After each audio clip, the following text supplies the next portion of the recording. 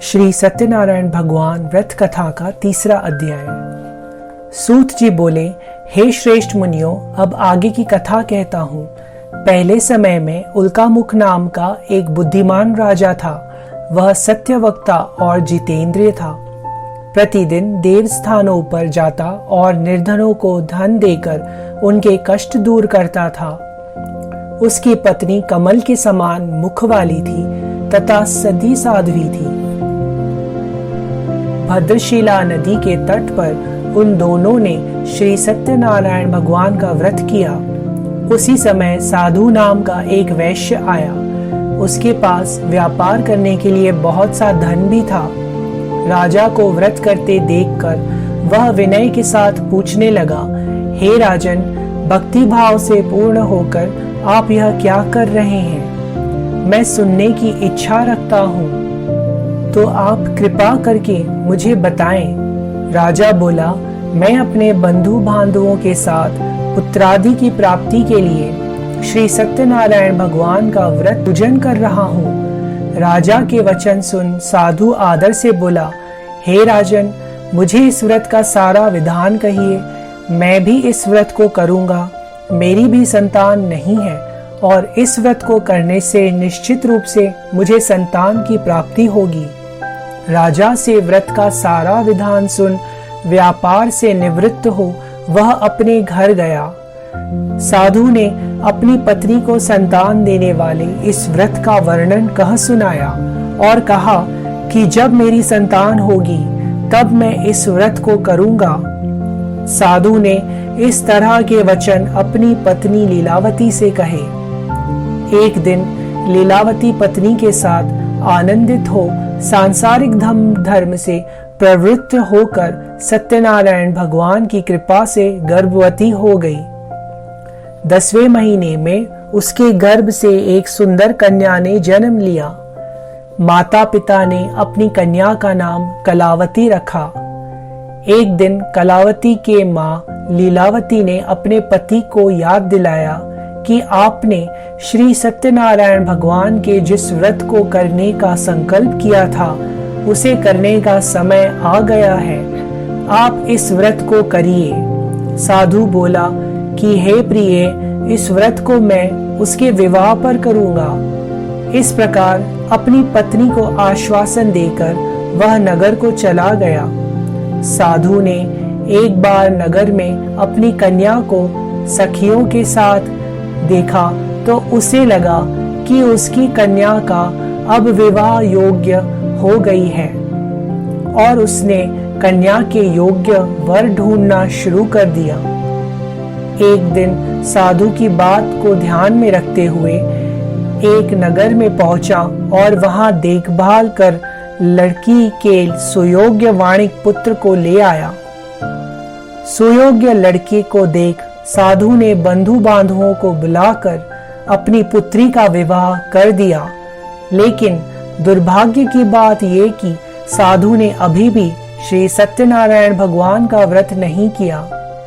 इस पर श्री भगवान क्रोधित हो गए और श्राप दिया। अपने कार्य में कुशल साधु बनिया जमाई को लेकर समुद्र के पास स्थित होकर रत्नासापुर नगर में गया। वहां जाकर दामाद ससुर दोनों मिलकर चंद्रकेतु राजा के नगर में व्यापार करने लगे। एक दिन भगवान श्री सत्यनारायण की माया से एक चोर राजा का धन चुरा कर भाग रहा था। उसने राजा के सिपाहियों को अपना पीछा करते देख चुराया हुआ धन वहां रख दिया जहां साधु अपने जमाई के साथ ठहरा हुआ था। राजा के सिपाहियों ने साधु वैश्य के पास राजा का धन पड़ा देख तो वह ससुर जमाई दोनों को बांधकर प्रसन्नता से राजा के पास ले गए और कहा कि उन दोनों चोरों को हम पकड़ लाए हैं। आप आगे की कार्यवाही की आज्ञा दें। राजा की आज्ञा से उन दोनों को कठिन कारावास में डाल दिया गया और उनका सारा धन भी उनसे छीन लिया गया। श्री सत्यनारायण भगवान के श्राप से साधु की पत्नी भी बहुत दुखी हुई। घर में जो धन रखा था उसे चोर चुरा ले गए। शारीरिक तथा मानसिक पीड़ा व भूख प्यास से अति दुखी हो अन्न की चिंता में कलावती के ब्राह्मण के घर गई।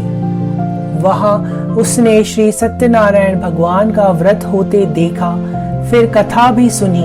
वह प्रसाद ग्रहण कर वह रात को घर वापस आई। माता ने कलावती से पूछा कि हे पुत्री, अब तक तुम कहाँ थी? तुम्हारे मन में क्या है? कलावती ने अपनी माता से कहा, हे माता, मैंने एक ब्राह्मण के घर में श्री सत्यनारायण भगवान का व्रत देखा।